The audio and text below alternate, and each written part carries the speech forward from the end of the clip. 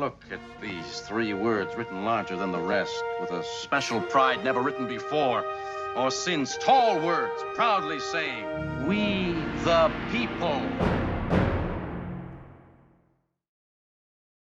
Hello and welcome everybody to another episode of Ask Your Attorney. I'm your host, John Arens, joined by a different attorney today, Vanessa Haberbush. It's good to see you. You too, John. Thanks for having me. It's my pleasure. Thanks for being here. So we are going to dive right into the questions and want to be respectful of everybody's time. So we got a question from the audience that I thought was really, really important. It has to do with freedom of speech. So I'm going to take a wild guess and say that there's probably some limitations within that.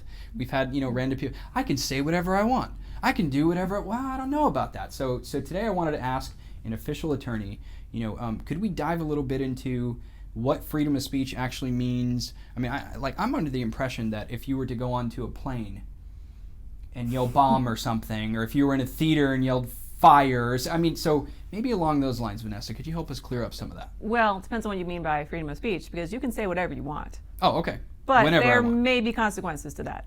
Oh, a little caveat. So, okay, maybe consequences. Right. So it depends on what you mean by freedom of speech precisely, because you can say whatever you want. And when it talks about freedom of speech in the Constitution, it's talking more about what can you do without getting in trouble for it. Oh, I like that. Right? Okay. So, for example, if you say that there's a bomb when you're on an airplane, that could be a problem. So there are certain limits on that. Okay. There are actually quite a few. I'm not going to go into all of them because a lot of them don't apply, like obscenity. That's not going to apply to our ordinary people, I don't think. Okay. But there are 2 main ones that I think most people come to mind. One is, yelling fire in a crowded theater, which has actually changed a little bit over time. Oh, okay. And the other one is fighting words.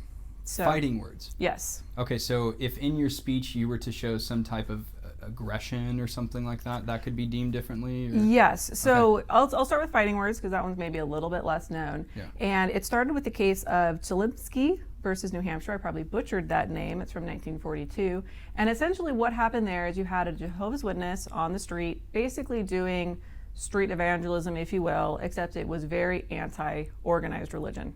Okay. And he got a whole crowd around him. The crowd was getting rambunctious, more and more wild. He's getting more and more animated. The cops show up and he starts yelling curse words at them and then gets arrested. Okay. And he says, this is my freedom of speech. I should be allowed to do these things. And the Supreme Court said, no, you aren't allowed to do that. This is a little bit too far. You're encouraging people to create mob mentality, and this is going to create problems. So this actually, sorry to cut you off, but this actually went to the Supreme Court? It did. Oh, that's interesting. Okay. It did. Right. Okay. Now, that case has been kind of limited in current times where fighting words are not that broad anymore. Now they look at more, are you actually inciting violence right now? Is what you're saying going to incite violence? And it's a little bit, it's hard to prove that. So in like the 70s, when you had the whole protest against the draft, you had Cohen v. California, where some people were saying some derogatory things about the draft, including, with profanities. And the Supreme Court said, no, that's okay. You're allowed to say that. You're not inviting mob mentality. You're not having an imminent threat to somebody. You're not going to go kill them or saying you're going to kill them. So they said, that's protected. So fighting words, generally not allowed. Okay. So don't cause, people to attack you or others. All right. Well, I mean, that seems like a decent concept. I'm going to make a joke because that's probably my only role here is to make jokes and be the co-host here. I don't know anything about law, but I've seen a couple Westerns. So when they're saying stuff like, them's is fighting words, this is actually a term that has been gone on for years and years. Okay. That's correct.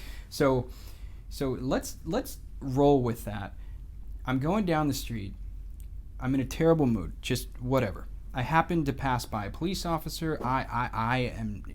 Me personally, I'm not saying I don't like the police, but let's say you have an individual that doesn't, and they want to say some strong words towards this police officer. Am I to understand, based on your explanation, that depending on the words that are used, if we have non-threatening expression, in theory, I'm within my rights. But correct. Once that expression turns to a threat towards another individual, that's when you are... Or if you are trying to get them to beat you up. I'm pretty sure you can think of a lot of different things you could say to a police officer going to make them beat you up. Okay. Don't do that. That's not protected. Probably not a good idea.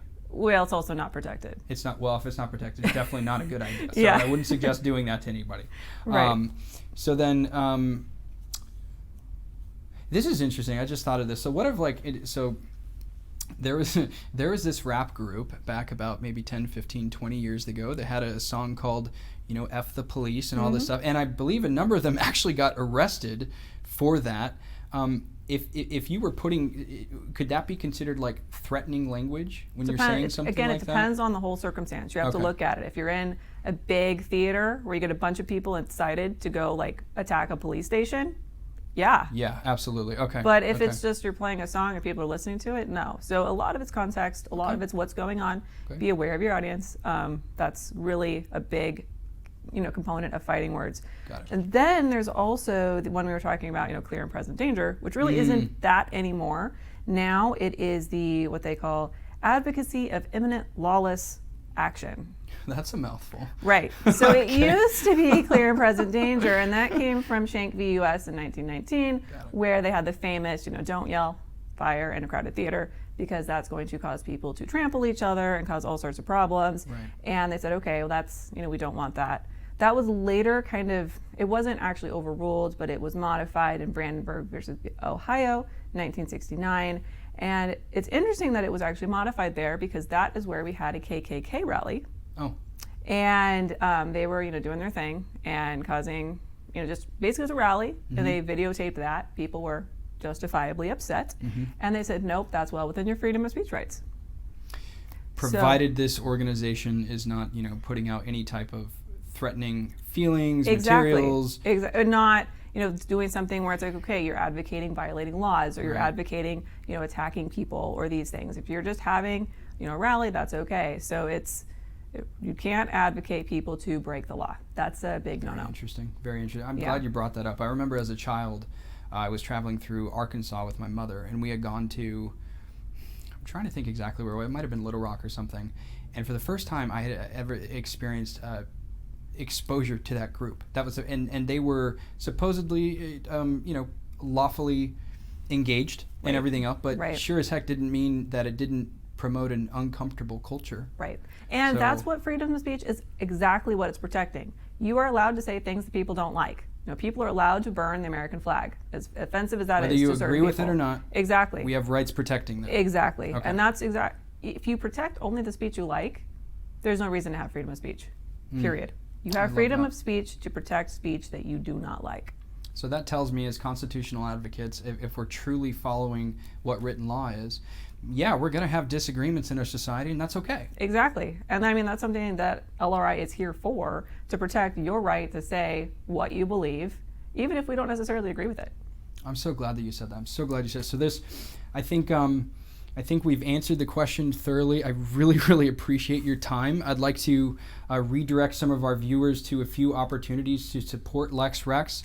So as many of you know, Lex Rex is Latin for the law is king, and here at the Lex Rex Institute, we believe that is our only king, not the newly appointed king that's over in Britain right now. He's still trying to figure things out. So, and that's okay. That's their way of doing things. We do it a little bit differently. But lexrex.org/donate if you would like to donate to this cause to help out. If you would like to get any of the lovely books that we have here, from John Locke's 2 Treatises of Government, the wonderful Constitution of the U.S. with the Declaration, as well as a few others, you can go onto our website at lexrex.org/store and purchase one of these, and I believe it would be a tax-deductible purchase. Don't quote me on that because I'm not your CPA. Fair disclosure. But Vanessa, I want to say thank you so much for your time. Thank you for being part of this organization, and thanks for answering a great question. You're welcome. Thank you, John. Hope you have a great day. You too. Thank you.